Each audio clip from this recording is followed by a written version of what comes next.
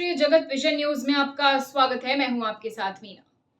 छत्तीसगढ़ में 4 senior IAS officers को दरकिनार करते हुए एक जूनियर को छत्तीसगढ़ का मुख्य सचिव बना दिया गया है। अब प्रशासनिक हलकों में चर्चा का बाजार गर्म है। आइए देखिए पूरी खबर। छत्तीसगढ़ की नौकरशाही में बड़ा उलटफेर देखने को मिल रहा है।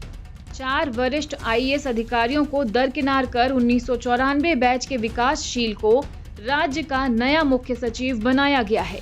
प्रशासनिक गलियारों में ये खबर फैलते ही हलचल मच गई है और तरह तरह की चर्चाएं होने लगी है। सूत्रों ने बताया कि विकासशील मौजूदा सीएस अमिताभ जैन की जगह लेंगे, जिनका 3 महीने का विस्तारित कार्यकाल 30 सितंबर को समाप्त हो रहा है। प्रशासनिक हलके में ये बात जोर पकड़ रही है कि सरकार ने वरिष्ठ अधिकारियों को तवज्जो न देकर अपना पेंडुलम खोज लिया है। दरअसल मुख्य सचिव पद की दौड़ में कई वरिष्ठ और अनुभवी आईएएस अधिकारी शामिल थे, लेकिन अचानक विकासशील का नाम सामने आने से सभी की उम्मीदों पर पानी फिर गया।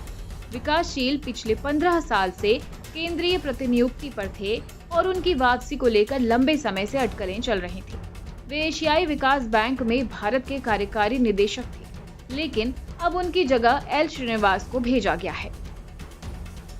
इस फैसले ने एक बार फिर से विष्णुदेव साय सरकार को चर्चा में ला दिया है। 15 साल पहले बिलासपुर के कलेक्टर रहे एक अधिकारी को सीधे मुख्य सचिव बनाया जाना कई सवाल खड़े कर रहा है। प्रशासनिक गलियारों में ये चर्चा है कि क्या सरकार पुराने ढर्रे पर ही रहना चाहती है, जहां वरिष्ठता और अनुभव को अनदेखा कर चौंकाने वाले फैसले लिए जाते हैं। विकासशील मूल रूप से उत्तर प्रदेश के रहने वाले हैं और छत्तीसगढ़ बनने के बाद मध्य प्रदेश से इस राज्य का हिस्सा बने थे। विकासशील का प्रशासनिक अनुभव काफी गहरा है।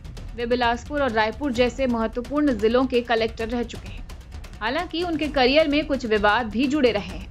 बावजूद इसके उनकी कार्यशैली को लेकर अधिकारियों और कर्मचारियों ने खासा सम्मान किया है। उनकी साफ छवि और प्रभावी कार्य क्षमता की चर्चा भी खूब होती है। वहीं अमिताभ जैन का कार्यकाल भी सफल रहा। वर्तमान मुख्य सचिव अमिताभ जैन का कार्यकाल 31 जुलाई को समाप्त हो गया था, जिसके बाद उन्हें 3 महीने का एक्सटेंशन मिला था। ये एक्सटेंशन 30 सितंबर को खत्म हो रहा है। उनके कार्यकाल के दौरान राज्य के विकास कार्यों को गति मिली और कई महत्वपूर्ण प्रशासनिक सुधार लागू हुए। उनके बाद अब विकासशील के सामने चुनौतियां और संभावनाएं दोनों ही होंगी। फिलहाल खबरों में इतना ही। अपडेटेड रहने के लिए हमारे चैनल को सब्सक्राइब कर लीजिए।